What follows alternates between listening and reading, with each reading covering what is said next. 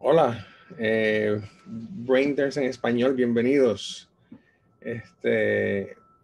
Hoy es un día muy emocionante para el grupo de neurocirugía del Hospital Lenox Hill porque hemos llevado a cabo un plan para poder eh, llegar a más gente. Como ustedes sabrán, el Brainterns se empezó el año pasado, el verano pasado, y tuvimos una tremenda acogida en la cual tuvimos un total de 16.500 estudiantes que se apuntaron a nuestros cursos y eso de 87 países del mundo. Y eso obviamente nos llevó a pensar cómo podemos todavía llegar a más gente y decidimos que este año, como parte del curso del Brainterns, era importante tener una serie de presentaciones en español. Y definitivamente que para esta semana tenemos una alineación de presentadores muy impresionantes y esperemos que sea de productividad y de gusto para todos ustedes. Hoy, yo empezando el curso, voy a hacer una presentación de cirugía neuroendovascular, eh, ya que esa es mi especialidad. Y déjenme aquí compartir mis imágenes para que ustedes puedan ver la presentación. Okay. Como dije, este Brent en español. Hoy voy a hablarle de cirugía neuroendovascular y especialmente concentrándome en el manejo de aneurisma y malformaciones arteriovenosas cerebrales. Para ustedes que quieran conectarse conmigo, pueden hacerlo a través de Twitter, esa es mi dirección, Rafael Ortiz MD, o por LinkedIn, en Rafael Alexander Ortiz, MD. Como les estaba diciendo, esta semana tenemos una tremenda alineación. Hoy yo voy a empezar a hablar. En una hora el doctor Emilio Uribe va a hacer una presentación de neurología y neuroanatomía. Y luego a las 11 de la mañana hoy van a ver una entrevista grabada en la que yo entrevisto a esta estudiante de tercer año de Escuela de Medicina en Stanford. Su nombre es Verónica Toro. Igual de impresionante ella en sus logros académicos, es que ya está hoy día en Tokio representando a Puerto Rico en remos. Mañana martes tenemos una presentación de para que vean otro ángulo de lo que pasa en nuestras salas de operación. Va a estar el señor Guillermo Restrepo. Él es un physician assistant, que es una especialidad que existe en Estados Unidos. No muchos países de Latinoamérica y del mundo tienen este tipo de posición, así que va a ser interesante ver su presentación. Luego el doctor Carlos Viejo va a presentar sobre anestesia y la conciencia. Y luego terminaremos la mañana de mañana con la doctora María Mercedes Toledo. Ella es una neurocirujana cerebrovascular y neuroendovascular, que fue la primera neurocirujana como mujer en entrenar neurocirugía en Puerto Rico. Luego el miércoles tenemos el doctor José Prince, que es un experto en cirugía pediátrica. Luego, la doctora Michelle Ramírez va a hablar sobre cuidado intensivo pediátrico. Y luego terminará la mañana el doctor Alejandro Bernstein. Él es el creador de lo que hoy día se llama neurocirugía endovascular o neuroradiología intervencional. Es uno de los creadores. Y pues va a ser bien interesante escuchar su perspectiva de cómo alguien es un innovador médico y viene a desarrollar un campo de la medicina que hoy día es reconocido internacionalmente. El jueves tenemos al doctor Gustavo del Toro presentando, él es un jefe de hospital y antes de eso era un hematólogo oncólogo pediátrico y pues va a hablar sobre su trayectoria. Luego vamos a tener una introducción a la neuroradiología con el doctor Oscar Flores y terminaremos esa mañana con el doctor Jafel Cerulle, mi socio, en el cual él va a hablar como su trayectoria para terminar siendo un cirujano neuroendovascular desde República Dominicana hasta terminar acá en Nueva York. El viernes tenemos dos presentaciones, una de los otro ángulo de la medicina, que es la administración de hospitales, administración de un departamento, y luego el último presentador va a ser el doctor Alfredo Quiñones Hinojosa, conocido como Doctor Q en su show de Netflix. Él llegó de México en unas situaciones muy complicadas a Estados Unidos, de hecho, de indocumentado, y cómo él terminó pasando por Harvard y a estudiar neurocirugía y termina siendo el chairman, el jefe de neurocirugía del Mayo Clinic. Hoy y todas estas presentaciones van a durar aproximadamente 1 hora en cada espacio, pero las presentaciones van a ser más o menos unos 45 minutos para permitir que hagan preguntas al final a través del chat. Y vamos a contestar las más que podamos en los últimos 15 minutos de cada hora. En cuanto a neurocirugía endovascular, estas son las condiciones que nosotros tratamos: aneurismas cerebrales, malformación arteriovenosa de cerebro y cordón espinal, tumores cerebrales, derrames cerebrales, malformaciones arteriovenosas de cabeza y cuello, enfermedad de carótida, aterosclerótica y epistaxis. Los tipos de stroke que existen, los tipos de derrame cerebral pueden ser ya sea isquémicos, que son la mayoría, 85%, o hemorrágicos, 15%. Dentro de esos hemorrágicos está el grupo de hemorragias subaracnoideas, en las que me voy a concentrar hoy hablando de aneurismas cerebrales y malformaciones arteriovenosas. Pero antes de eso, obviamente, les quiero enseñar un ejemplo de lo que es un procedimiento para un stroke, para un derrame cerebral. Esto es un caso de un hombre de 58 años, maestro de historia de una escuela aquí en Nueva York, y después de varios episodios de vértigo, un día estaba dando su clase y un estudiante se dio cuenta que él estaba hablando con la lengua medio pesada, tenía vértigo y tenía debilidad del lado derecho del cuerpo. La estudiante de 6º grado llamó a la enfermera y le dejó saber: el señor tal y tal me dice, está teniendo un derrame cerebral. Y ella estaba correcta.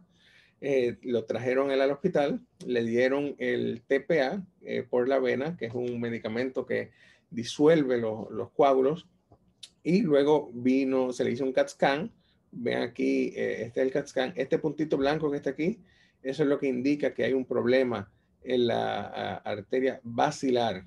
Esto es un CTA, un CAT scan con contraste, una angiografía tomográfica, en la cual se inyecta contraste por la vena y las distintas arterias se van a llenar con el tinte, con el contraste. Y esta es la arteria del problema. Ven aquí que hay como un área que no está recibiendo el contraste. Lo llevamos a angiografía. Esto es navegando un catéter, una sonda por la arteria que le lleva sangre a la pierna, y lo parqueamos en la arteria del cuello, inyectamos un tinte y creamos estas imágenes. Esto mirándolo de frente, mirándolo de lado, la parte de arriba de la cabeza está aquí, parte izquierda, parte derecha, de lado, la parte de atrás de la cabeza, la frente estaría por aquí. Y aquí es que está el bloqueo. Aquí es que está el bloqueo, que no suficiente sangre está pasando. Le ponemos, hacemos una trombectomía mecánica en la que ponemos como una mallita, un stent, en el que sacamos estos coágulos y luego al final ven que está ya recibiendo la sangre normal del cerebro. Esto es un caso típico de una trombectomía mecánica para un derrame cerebral. Y ese paciente mejoró y tiene una vida normal hoy día. Como les dije, les voy a hablar un poco de aneurismas y malformaciones arteriovenosas, y ya sea aneurismas incidentales que no se hayan presentado con ruptura, aneurismas que se presentan con ruptura, que es una emergencia porque causa un sangrado en la cabeza que puede ser debido a muerte. Una tercera parte de las personas que sangran de un aneurisma mueren por ese sangrado. Una tercera parte se recupera, y una tercera parte sobrevive, pero termina con déficits, ya sea encamado, en silla de ruedas, y se pueden hacer tratamientos, ya sea por craniotomía, haciendo cirugía de cabeza abierta, o endovascular, que es navegando los catéteres, que esto es mi especialidad, en la cual ya sea tratamos el aneurisma rellenándolos con los coils, que son unos alambritos de metal, tratando junto con un stent o una mallita. Igualmente, en cuanto a malformaciones arteriovenosas, hay gente que se presenta sin síntomas, hay gente que se presenta con síntomas, ya sea un sangrado, una convulsión, dolor de cabeza, y estos tipos de pacientes a veces los manejamos solamente dándole seguimiento, o a veces los tratamos, ya sea con una combinación de cirugía de cabeza abierta, radiación o tratamientos endovasculares. En cuanto a los aneurismas, mientras más grande un aneurisma, más riesgo hay de que sangre. Y siempre se utiliza los 7 milímetros como un número crítico para determinar cuál tiene más riesgo, los de 7 milímetros o más, o los de menos de 7 milímetros. Y esto es por este estudio que se hizo ya hace muchos años, casi ya 20 años, pero es todavía la manera en que se analizan y se considera cuál aneurisma debería tratarse. Hay aneurismas que están más en riesgo de sangrar, como aneurismas que quedan en la parte de atrás de la cabeza, en la circulación posterior del cerebro, tienen más riesgo de sangrar que los que están en la circulación anterior del cerebro. Es importante también saber si el paciente fuma, si tiene familiares con aneurismas o sangrados de la cabeza, porque eso también aumenta el riesgo de un sangrado.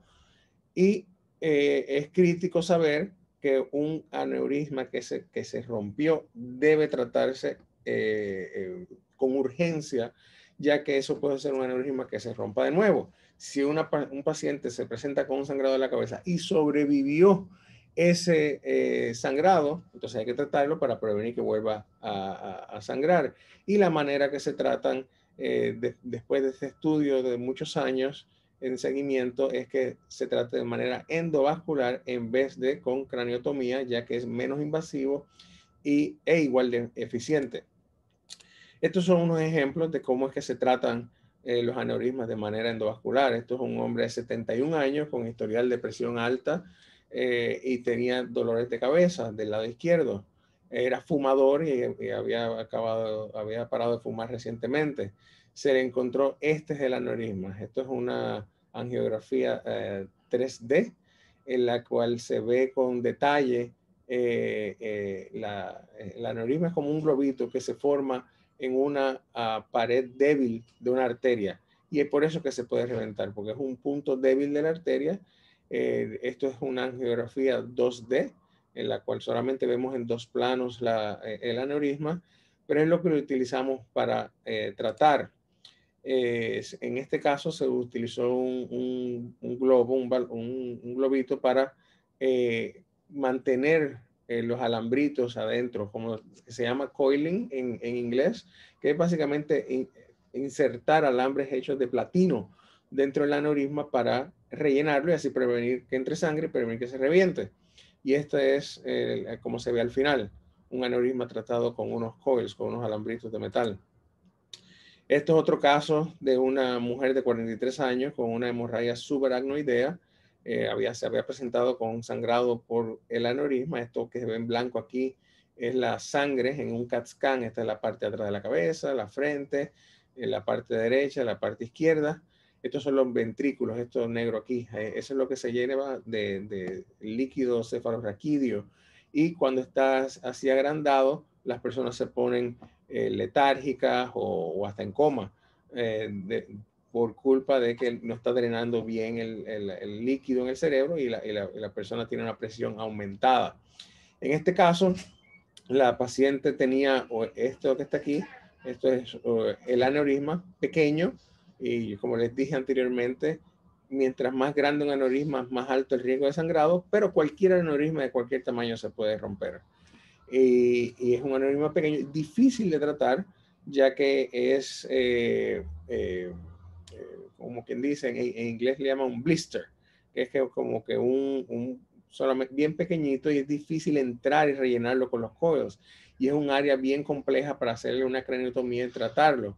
Así que este tipo de aneurisma se espera a que la paciente sane del sangrado y se trata de una manera un poco tardía, ya que iba a necesitar stents, unas mallitas. Ven aquí, un stent va de aquí a aquí. Y rellenamos el aneurisma con los coils, con los alambritos. Ella, como ven, el aneurisma se puso más grande mientras esperábamos. Cuando yo esperamos 2 semanas. Mientras ella estuvo en intensivo por 2 semanas, y luego se le da aspirina y Plavix, 2 medicamentos anticoagulantes para poder poner el stent. Si no se dan esos medicamentos, entonces ponemos a la paciente en riesgo de tener un derrame cerebral, porque el stent se puede cerrar. Y es por eso que hay que esperar para poderla tratar, esperar que ya el sangrado no esté tan agudo, ponerle los stent, tratarlo, y así es que se ve al final, al principio y al final después del tratado. Y esta otra paciente que sobrevivió, hizo bien. Ella era en ese momento estaba viviendo en Michigan, y volvió a Michigan y estaba normal. Hay veces que es un poco más complejo, hay veces que tenemos a alguien con un sangrado en la cabeza, un hombre que tiene historial de trasplante de riñón. Este es el sangrado intraparenquimal que está afectando el cerebro, además del sangrado subaracnoideo e intraventricular por un aneurisma que se rompió. Esta es la angiografía que hacemos de la arteria femoral derecha, y vemos que el trasplante del riñón, vemos el flujo sanguíneo dentro del riñón. O sea que esto no es una buena vía para nosotros ir. Vamos por la otra pierna, y este es el aneurisma, es un aneurisma de cuello ancho, un poquito más complejo tratarlo que el anterior, de una manera endovascular. Y por el problema del trasplante de riñón, es un paciente que no es ideal para un tratamiento endovascular, ya que el contraste puede afectar la osmolaridad del cuerpo, y puede hacer que haya un fallo renal por deshidratación por culpa del contraste. O sea que esto es un paciente que va a craniotomía y se le pone un clip en el cuello del aneurisma para prevenir que entre sangre y prevenir que se reviente otra vez en el futuro. Otro ejemplo complejo igual, de una mujer de 45 años con hemorragia subaracnoidea. Las hemorragias subaracnoideas se catalogan del 1 al 5. Un grado 1 es alguien que tiene un dolor de cabeza. El grado 2 es alguien que tiene el dolor de cabeza y tiene algún déficit neurológico. Un grado 3 está letárgico, es un paciente que está confundido. Un grado 4, alguien que está en stupor, que es alguien que hay que causarle algún tipo de, ya sea un dolor o algo nocivo, algo mucho más agresivo para que la persona se despierte. Y un grado 5, alguien que está en coma. O sea que el grado 1 es alguien que está alerta simplemente con un dolor de cabeza, pero se ve aquí la sangre en el espacio subaracnoideo. Si uno ve sangre en un espacio subaracnoideo, tiene que buscar un aneurisma de cualquier manera, porque eso es lo más seguro, lo que causó el sangrado, y sería lo más peligroso. Este es el aneurisma de la paciente. Como dije antes, complejo para tratarlo, ya que es algo fusiforme, que distinto a los otros en los que podíamos entrar y cerrar el aneurisma solamente. En este caso, si cerramos el aneurisma, también vamos a cerrar esta arteria, y tal vez hasta esta arteria igual. O sea que En este hicimos una combinación. La paciente fue a hacerse una craniotomía, se le pone un clip para cerrar parte del aneurisma, pero todavía hay una parte que hay que cerrar, así que esa vino a endovascular y lo rellenamos de unos coils, los alambritos, mantenemos la arteria abierta y cerramos la arteria como tal del lado derecho. Estoy mirándola de frente, la arteria está aquí, el cerebelo del lado derecho se ve aquí y el del izquierdo se llena por la arteria del lado izquierdo, la arteria vertebral del lado izquierdo. Y esto se puede hacer porque ella nació con dos arterias vertebrales codominantes, en la cual sabemos que con cerrar una, la otra va a seguir llevándole sangre al cerebro. La arteria más importante en toda esta foto que estamos viendo aquí es esta finita, bien pequeñita. Esa es la arteria espinal anterior. Es la que le da sangre al cordón espinal. Esa arteria se cierra y la persona queda cuadriplégica. Así que a cada momento que estamos haciendo un tratamiento en esta área es mirando y asegurándonos que no estamos causando ningún problema de esa arteria. Hay otro aneurisma tratado de una manera un poquito distinta. Un hombre de 71 años se presentó con un derrame cerebral y se diagnosticó con un aneurisma además del derrame. Así que se ve un derrame en un MRI, en una resonancia. Esto es lo que le llaman un flare. Este es el hemisferio izquierdo, hemisferio derecho, hemisferio izquierdo, hemisferio derecho, y son distintos cortes en el MRI. Vemos aquí el infarto que tuvo, pero igual tenía un aneurisma. Difícil de tratar, ya que tiene una estenosis e enfermedad aterosclerótica llegándose al aneurisma, o sea que no es un aneurisma que podemos tratar de una manera endovascular segura. Y para tratarlo con una cirugía abierta, había que proteger estas arterias, porque si pones un clip para cerrar este aneurisma aquí, puedes cerrar también estas arterias, ya que hay mucho aterosclerosis, mucho calcio. Y entonces esto es mirando la angiografía de la carótida externa del lado izquierdo, mirándola de lado, la parte de arriba de la cabeza, la frente, el ojo está aquí, la nariz está aquí. Y esta es una arteria, la que se llama superficial temporal. Eso, si se ponen un dedo frente al oído, van a sentir un pulso. Es esta arteria que está aquí. Y en esta cirugía lo que se hace es que se planea para dar cada una de estas ramas de la arteria y conectarlo con cada una de estas ramas de arterias intracraneal. O sea, es un bypass extracraneal a intracraneal. Este es el 3D enseñando lo que les describí anteriormente, la estenosis, la estrechez de la arteria llegando al aneurisma. Esto es lo que se llama un NOVA, N-O-V-A. Con este tipo de examen podemos medir el flujo sanguíneo en mililitros por minuto de cada una de las arterias. Y sabemos que cada una de estas arterias necesita por lo menos 40 mililitros y esta por lo menos 30 mililitros para poder seguir abierta. Y sabemos que la arteria que va a donar en la superficial temporal anterior se le puede conectar y dar suficiente sangre, porque es una que tiene bastante sangre para dar el flujo. Y así es que se ve. El aneurisma se trató con el clip. Estoy mirándolo de frente. No ven el aneurisma aquí. Mirándolo de lado no ven el aneurisma. Y este es el bypass. Mirándolo de frente, ven que está dándole sangre al lado izquierdo del cerebro y mirándolo de lado. Yo tengo la dicha de trabajar con el doctor David Langer. Él es un experto mundial de reconocimiento mundial en este tipo de cirugía de bypass. Y eso nos hace poder trabajar juntos y hacer cosas que son, tratar pacientes que son bien complejos de una manera eficiente y segura, con poco riesgo. Hoy día se utilizan otro tipo de aparatos para tratar aneurisma. Ven aquí, este es un aneurisma de cuello ancho y se le trató con un diversor de flujo, que en este caso se llama pipeline. Es una mallita como un stent que tiene más metal que el stent normal que se utiliza en el cerebro, y eso hace que el flujo de sangre se quede dentro del stent y siga para las otras arterias.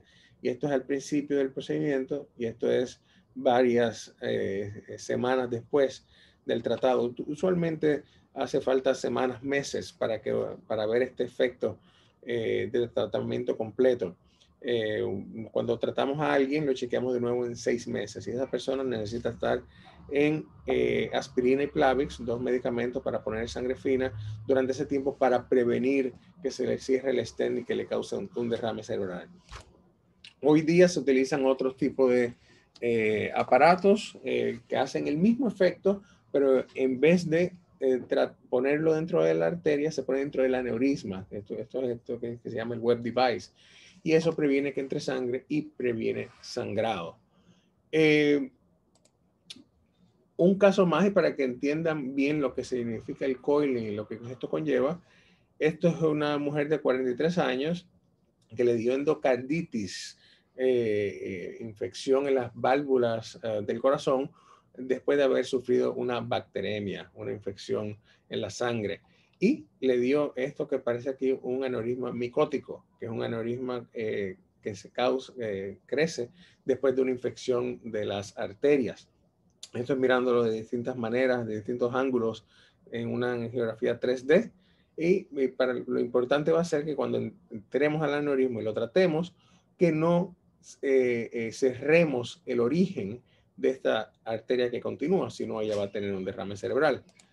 Y este es el ejemplo del caso, para que lo vean. Y lo voy a, como ustedes ven, navegamos el catéter desde la pierna, inyectamos el contraste y aquí ven el aneurisma en la angiografía. Esto es la lateral, esto es una anterior-posterior, pero es mirando las mismas arterias. Después de tomar esas fotos, nosotros tomamos otras fotos de una manera con otras, viendo el aneurisma de otros ángulos para poder entender bien y poder no solamente tratarlo, pero prevenir una complicación en el tratamiento, prevenir un derrame que se puede causar si no cierra una arteria normal. Luego de verlo de esta manera, medimos el aneurisma, pues queremos saber exactamente cuánto es que mide para ver de qué tamaño son los alambritos que tenemos que entrar, y ya sea de diámetro, todos los coils tienen distintos diámetros y todos los coils tienen distintas largo, y dependiendo de eso es en lo que navegamos. Son bien suaves estos alambres, son tan finos como un cabello. Estamos ahora navegando un microcatéter que tenemos que entrar dentro del aneurisma. Hay un alambrito que yo controlo, le dicen una guía. Yo controlo con mis manos y lo estoy empujando. Estoy mirando monitores, ven los monitores aquí, y yo estoy avanzando el wire, el alambrito, para entrarlo dentro del aneurisma y luego seguir con el microcatéter dentro del aneurisma. Le estoy dando un poquito aquí más rápido. Ven ahí cómo entramos. Entramos con el microcatéter y ahora vamos a empezar a navegar los coils. Estos son los alambritos de metal, son bien finos, son bien pequeñitos y bien suaves. Y eso es para prevenir que vayan a romper el aneurisma mientras estamos entrándolos. Ven aquí, queremos entrarlos y no solamente entrarlos, pero de una manera en la cual no cerremos la entrada de la otra arteria para prevenir un derrame. Y después seguimos poniendo más y seguimos rellenando y seguimos rellenando el aneurisma con los distintos coils, los distintos alambritos de metal. Ven aquí cómo estamos rellenándolo. Seguimos rellenándolo. Y aquí ya ven que el aneurisma está cerrado, ya está protegido, y sacamos el catéter con mucho cuidado para no sacar los coils también, los alambritos. Y así es que se ve el final. el paciente tiene la masa de los Coels y la arteria está normal. Y estos son, mucha gente pregunta que si pueden viajar y estar en un avión, que si no van a sonar en un detector de metales, no van a sonar, y sí pueden viajar y sí pueden tener MRIs y resonancias magnéticas sin problemas. Cambiando el tema un poco, malformaciones arteriovenosas existen de distintos tipos que nosotros tratamos. Algunas son el cerebro, algunas son el cordón espinal, algunas son lo que se llama fístulas durales arteriovenosas, que son conexiones de arterias que típicamente van fuera del cerebro, conectadas con venas de dentro del cerebro. Y esas son bien peligrosas porque las arterias cargan sangre con presión.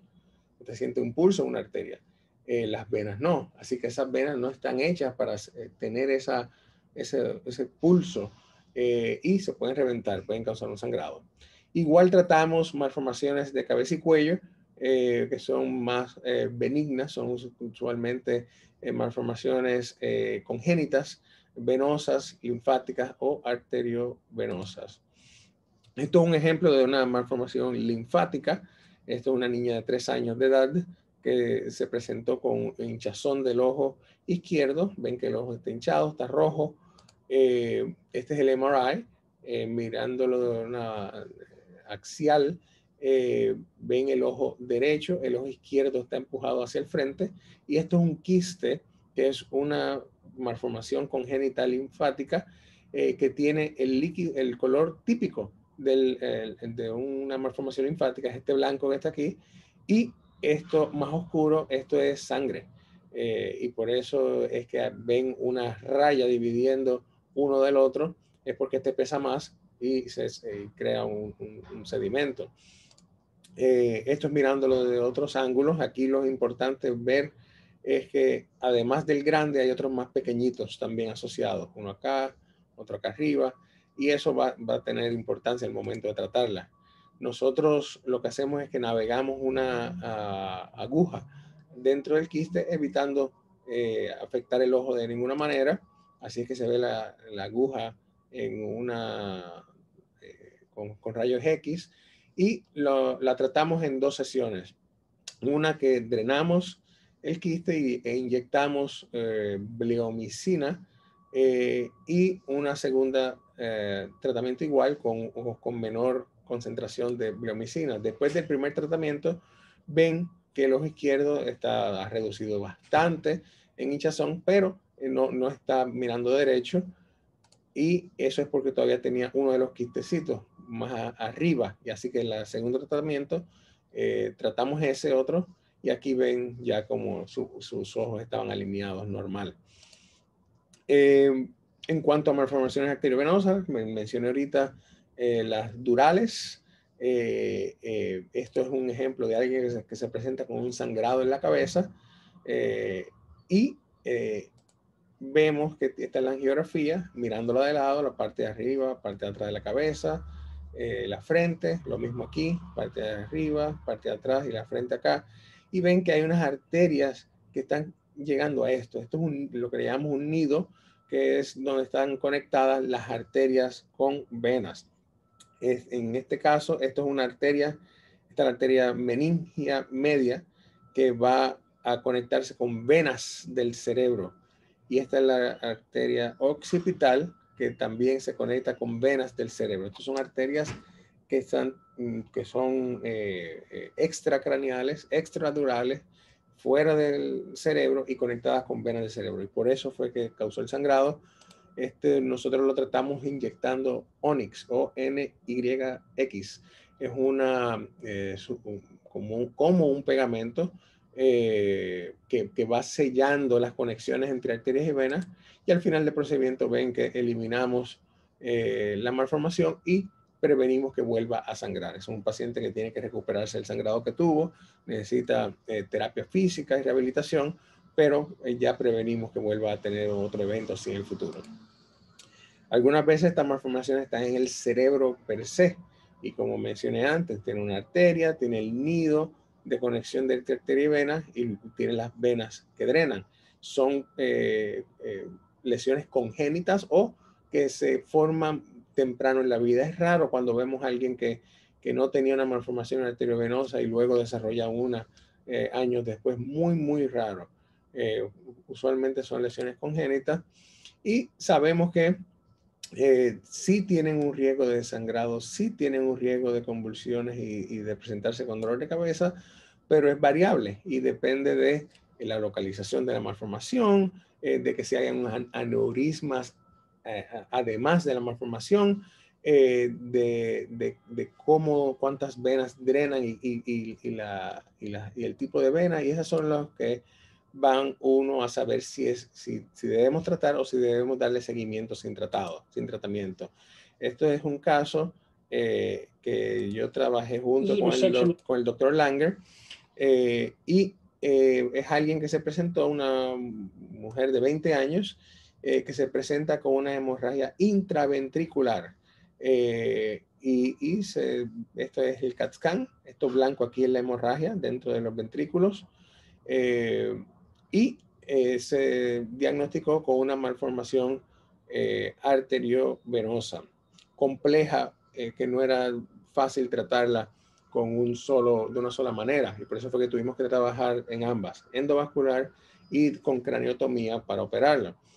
Esta es la malformación que tiene arterias que van de la cerebral media, cerebral anterior y también de la cerebral posterior, llegando conectada con venas. Eso es lo que es el nido de la malformación. Nosotros navegamos en una sonda, el catéter por la arteria que le lleva sangre a la pierna, y esta es la cerebral posterior, mirando a distintos ángulos, y nosotros inyectamos un pegamento NBCA. Eso es básicamente cianoacrilato, que es un adhesivo, igual que la pega loca, el crazy glue, y lo inyectamos para desconectar arterias de venas.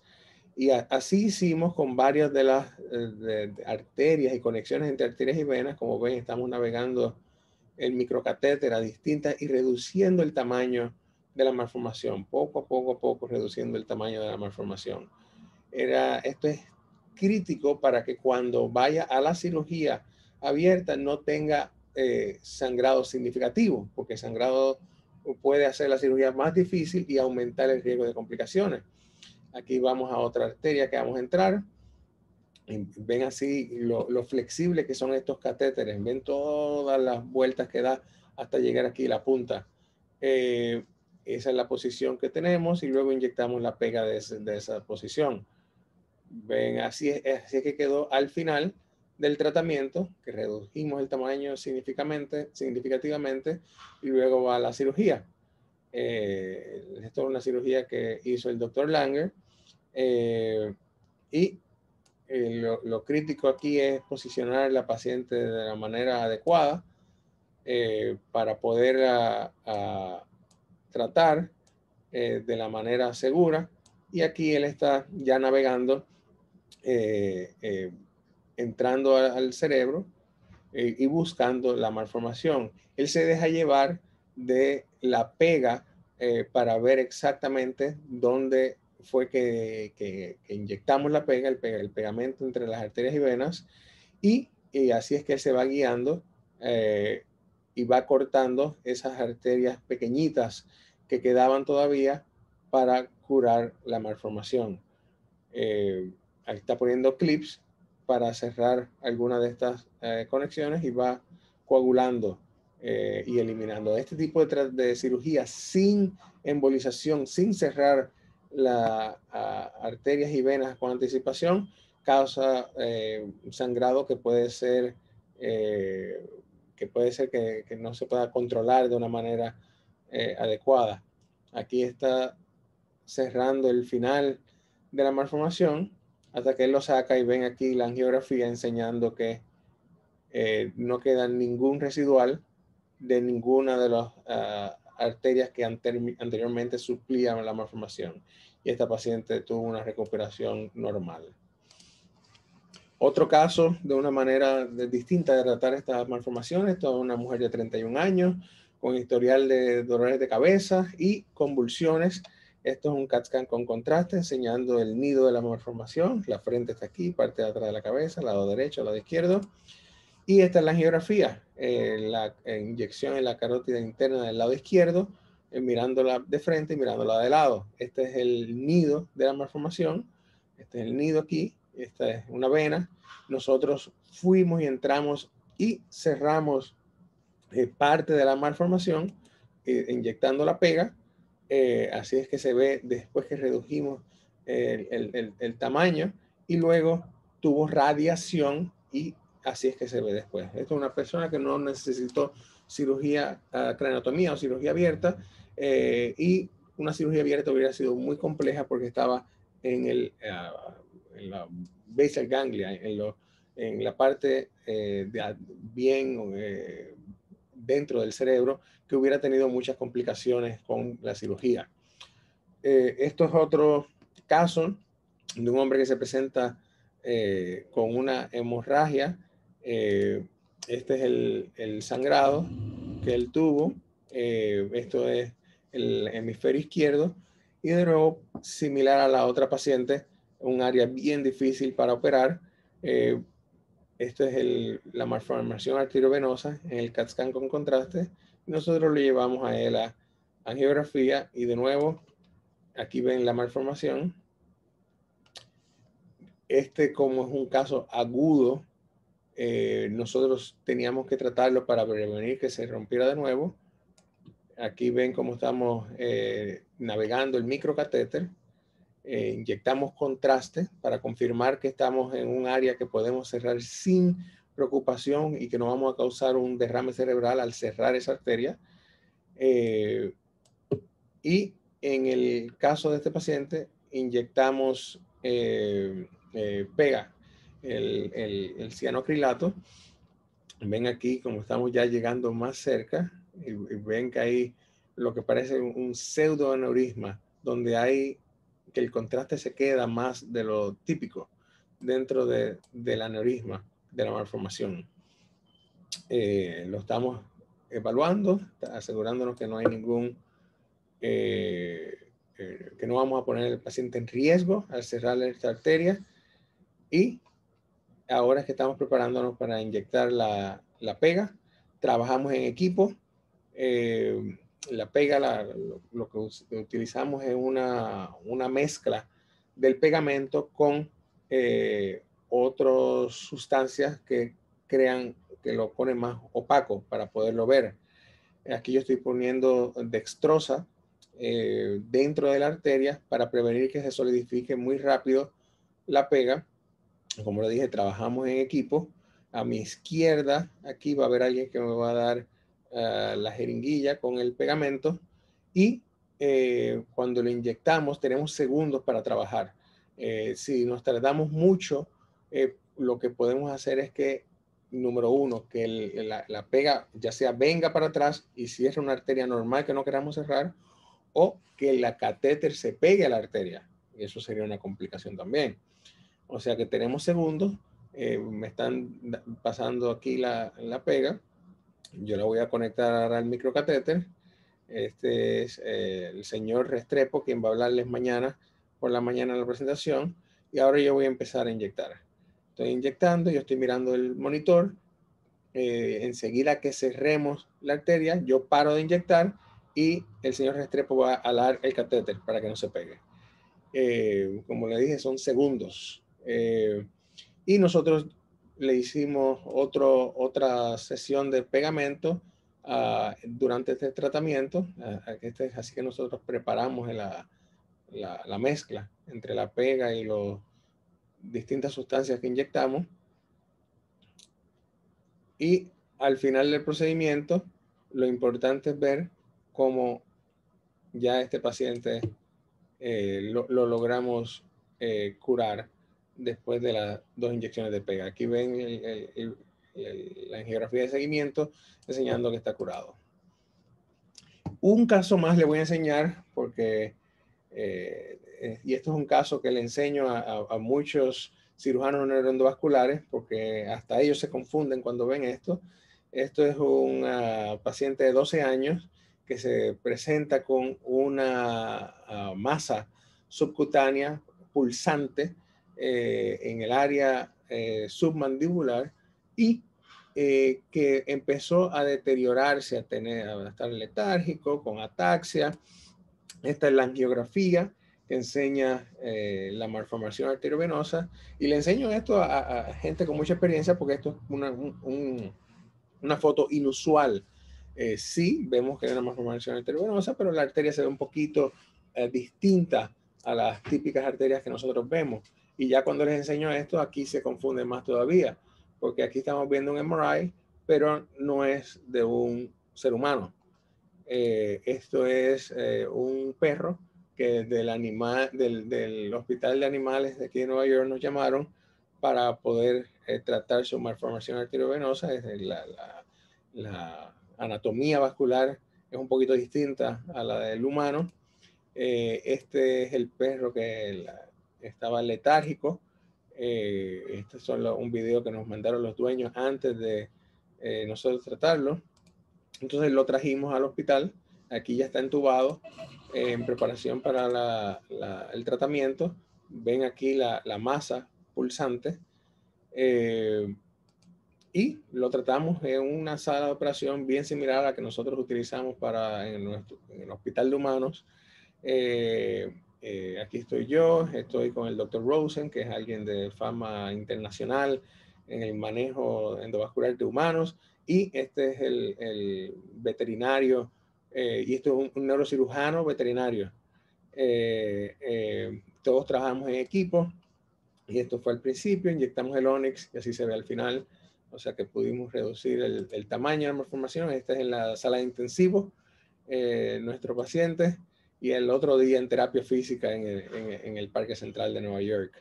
Los dueños estaban muy agradecidos, nos enviaron un regalo dándonos las gracias por lo bien que se había recuperado.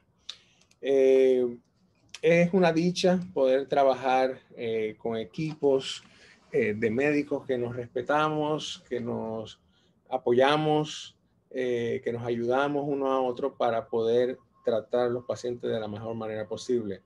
Si hay un consejo que les puedo dar aquí es cuando estén ustedes ya trabajando, cuando estén ustedes ya en sus carreras, buscar una manera de trabajar con amigos, buscar una manera de trabajar en equipos donde ustedes se lleven, se respeten, se confíen el uno al otro, la una a la otra, para poder lograr tratar pacientes de la mejor manera posible. Lo que hacemos de por sí es muy complicado y hace falta poder complementarnos el uno al otro, ya sea en lo profesional, en lo académico y en lo personal. O sea que aquí voy a parar mi presentación y ahora voy a ir al chat y a ver qué preguntas, si alguien tiene alguna pregunta. Voy a empezar acá por arriba. Buenos días desde Argentina, hay gente de muchas partes aquí. Doctor Rosa, alguien está emocionado. Hey, Ralph, sorry about that. Dave, welcome. How you doing? Great. Great. Aquí ven al doctor Langer, él es el chairman de nuestro departamento. El doctor Langer habla un poco de español, pero más escucha la música, porque cuando operamos yo pongo música en español y eso le gusta. Y él es el creador del Brain Turns el año pasado. Igualmente ven aquí, yes. Congratulate you. You can translate for me on this. This is really terrific, and I know that you worked hard to get this going. Weren't sure. Looks like we have around 100 participants, and you know, I congratulate you on just a great program. I wish I could contribute more in Spanish. I took a lot of Spanish in high school and college, and you've been my trusted friend and partner for all these years. And I still know, I'd like to have the worst broken Spanish that there is. But thanks for doing this. We took a risk, and it pays off, and you're making a big impact, and we'll continue to do this every year. So thanks, Rolf. And thanks, Emilio, for being here. My pleasure. Muchas gracias. Muchas gracias, David. Buenos días, Rafael. Buenos días.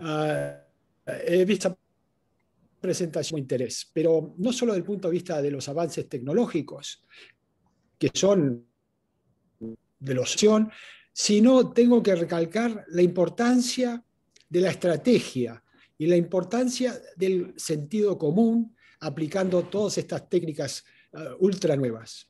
Y hemos compartido casos contigo y con tu equipo y siempre hemos salido satisfechos por el profesionalismo y la calidad del trabajo y el pensamiento que se les pone a cada caso antes de la intervención.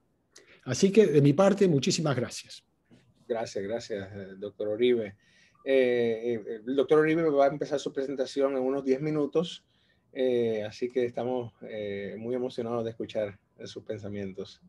Y el doctor Langer, como escucharon, los que no entendieron lo que dijo, dio las gracias y está muy contento por los logros y el triunfo de poder llevar a cabo este seminario, de estos webinars esta semana. Alguien puso por acá, en su carrera ha visto cómo los avances tecnológicos cambiaron la forma de abordar el diagnóstico. Sí, definitivamente que en los últimos 20, 25 años, todos estos distintos procedimientos que le enseñé para aneurismas, para malformaciones arteriovenosas, no existían. Esto del coiling se inventó en 1991 y no vino a ser algo reconocido como tratamiento como hasta el año 2001. Igual el tratamiento del Onyx para las malformaciones arteriovenosas no se desarrolló hasta aproximadamente el año 2005. Y estos otros aparatos, ya sea para trombectomía mecánica de stroke, de derrames cerebrales, no vinieron a ser algo común hasta unos estudios en el 2015 demostraron que era algo beneficioso para los pacientes y que era mucho más productivo tratar a los pacientes con un derrame con ese tipo con esa tecnología y no solamente con el TPA. ¿Cómo se determina si es mejor usar coiling o stent? Coiling es para tratar dentro del aneurisma. El stent va en la arteria. Por lo tanto, si el aneurisma tiene una forma que ayuda para mantener los coils adentro, el coil es lo ideal. Si el cuello del aneurisma es muy ancho y el coil tiene riesgo de salirse del aneurisma, entonces no se puede tratar con coiling. Ahí es que hace falta ya sea el stent y los coils o uno de los nuevos stents que son los diversores de flujo. La cantidad de coils que usa para un aneurisma va a depender del tamaño del mismo, lo llena de tal manera que no tenga más flujo. Correcto. Cuando tratamos un aneurisma, el propósito es cerrarlo lo más posible mientras no causemos comprometamos el flujo fuera del aneurisma. O sea que hay veces que sí podemos cerrarlo 100%, eso es lo ideal, pero hay veces que no podemos cerrarlo 100% porque la forma del aneurisma no nos permite rellenarlo tanto y entonces paramos y le damos seguimiento al paciente a ver si en el futuro necesita de nuevo otro procedimiento o un stent o si eso es suficiente. Estos pacientes que tratamos siempre le damos seguimiento 3 meses, 6 meses, 1 año, 3 años después. ¿Cuál es la probabilidad de complicaciones de la operación en comparación con la probabilidad de que se rompa el aneurisma o siempre es mejor operar aunque no sea ruptured? Aneurismas que se han roto, definitivamente es recomendable tratarlos. Aneurismas que no se hayan roto, ahí viene la importancia de los factores que mencioné antes. Edad del paciente. Un paciente de 20 años que llega con un aneurisma tiene más riesgo de sangrar en algún momento de su vida que un paciente de 90 años que llega con aneurisma. Paciente de 90 años con aneurisma no lo vamos a tratar. Paciente de 20 años, lo más seguro sí lo vamos a tratar. Factores como historial familiar, personas que tienen familiares con aneurisma y familiares con sangrados por aneurisma tienen un riesgo más alto de ellos mismos sangrar, o sea que eso es lo más común que los tratemos. Personas que fuman y que tienen presión alta descontrolada también tienen más riesgo de sangrar, o sea que es más probable que recomendamos tratamiento. De ser un aneurisma pequeño en alguien de alta edad que no tiene riesgos significantes para que se rompa, esos son los que le damos seguimiento porque ahí el riesgo del procedimiento es más alto que el beneficio. Hay algún COIL que prefiera más que otro para aneurisma o fístulas. La respuesta a esto, hay unos COILs que yo utilizo más que otros. Esos son usualmente, y hay distintas marcas. O sea, no me voy a poner con una marca específica, pero sí hay unos COILs con los que yo me siento más cómodo para tratar, que son los que utilizo más comúnmente. Yo mantengo COILs de distintas compañías en nuestra sala de operación y dependiendo de la forma del aneurisma, dependiendo de los catéteres que teníamos que utilizar para llegar hasta allí, porque acuérdense, los catéteres son derechos y hay gente que tiene las arterias derechitas y hay gente que tiene las arterias con muchas curvas y dependiendo de la combinación de catéteres es el tipo de COIL que podamos poder utilizar.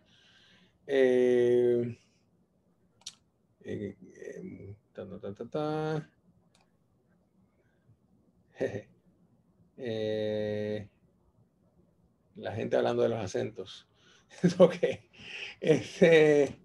Bueno, en cuanto a otros consejos, nosotros siempre escuchamos sobre la gente que escucha nuestras conferencias, nos hacen preguntas de consejos de cómo llegar, qué hacer, cómo lograr todo esto. Y el consejo que siempre les doy es fájense, fájense, fájense, fájense.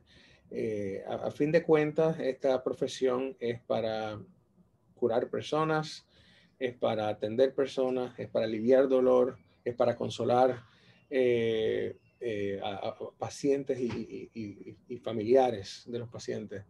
Es una responsabilidad inmensa y una dicha igualmente grande para nosotros poder tener esa confianza de un paciente de poner su vida en nuestras manos. El cuerpo y el cerebro es extremadamente complejo y hay que estudiar muchísimo, hay que fajarse, fajarse, fajarse, pasar las horas estudiando, pasar las horas repasando, aprendiendo anatomía, neuroanatomía es clave para poder hacer esto de una manera correcta. Y en cuanto a los distintos niveles de sus carreras, ya sean de escuela secundaria, universidad, escuela de medicina, en residencia, haciendo una subespecialidad, dedíquense 100% a esto. Es una carrera maravillosa en la cual yo me disfruto y yo sé que nuestro grupo nos disfrutamos esa dicha de poder compartir nuestros conocimientos y de poder ayudar personas. Alguien pregunta ahí cómo fue su experiencia en la Escuela de Medicina en Puerto Rico. Definitivamente fue algo que me ayudó y me formó. Esos son los comienzos antes de yo llegar acá a Filadelfia, a Nueva York. O sea que yo estaba preparado cuando llegué a Estados Unidos para poder seguir aprendiendo en el próximo nivel. O sea que definitivamente fue parte de mi formación y una parte importantísima para yo poder estar donde estoy hoy ayudando gente de la mejor manera posible. Nuestra hora se acabó, o sea que ahora vamos con la próxima presentación y es la dicha mía dejarlos a ustedes aquí con el doctor Emilio Oribe,